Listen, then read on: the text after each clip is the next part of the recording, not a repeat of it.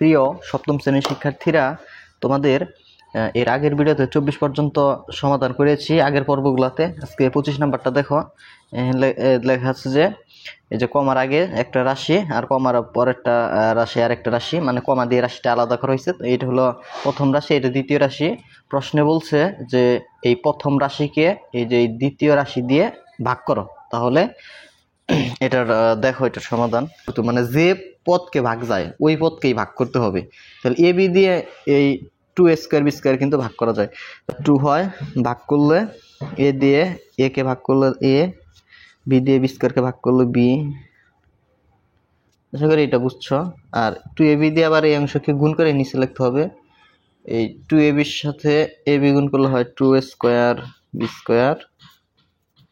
2ab এর সাথে d গুণ করলে হয় 2abd। বিয়োগ করবে এখন, চিহ্নের পরিবর্তন। অংশ মাইনাস অংশ প্লাস কাটা। 5abd থেকে 2abd বাদ দিলে বিয়োগ করলে 3abd হয়, আর প্লাস 3d²। তারপরে আবার ab দিয়ে প্রথম পদকে ভাগ, ab দিয়ে অংশকে ভাগ করলে হয় প্লাস 3d। এই 3d দিয়ে আবার ab কে গুণ করলে হয় 3abd। 3d দিয়ে d কে গুণ করলে হয় 3d²।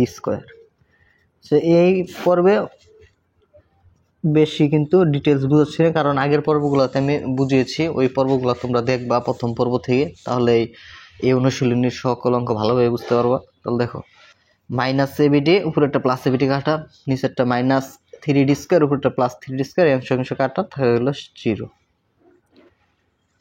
25 এখন 26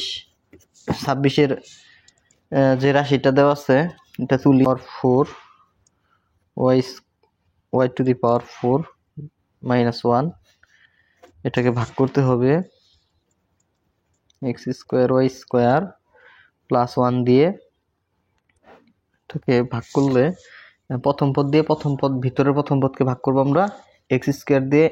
x² y² দিয়ে অংশকে ভাগ করলে দেখো x², এখানে x টু দি পাওয়ার 4, তাহলে ভাগফল x² y টু দি পাওয়ার 4 ভাগফল y²।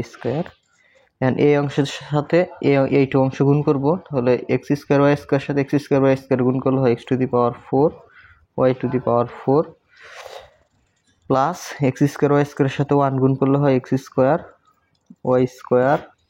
তারপরে এখন বিয়োগ, চিহ্নের পরিবর্তন হয় প্লাস, এটা হবে মাইনাস, প্লাস হয়ে যাবে মাইনাস। মাইনাসের উপরে প্লাসের ওইটা কাটা থাকে, এখানে মাইনাসের x² y², আর এখানে থাকে মাইনাসের 1। পরবর্তীতে আবার x² y² দিয়ে মাইনাসের x² y² ভাগ করলে হয় মাইনাসের 1। পরবর্তীতে -1 দিয়ে অংশকে গুণ করলে হয় মাইনাসের x² y² -1। বিয়োগ করলে মাইনাস হয়ে যাবে প্লাস, মাইনাস হয়ে যাবে plus. Plus x² minus x² কাটা, +1 -1 কাটা, থাকে 0। এটা বুঝতে পারছো?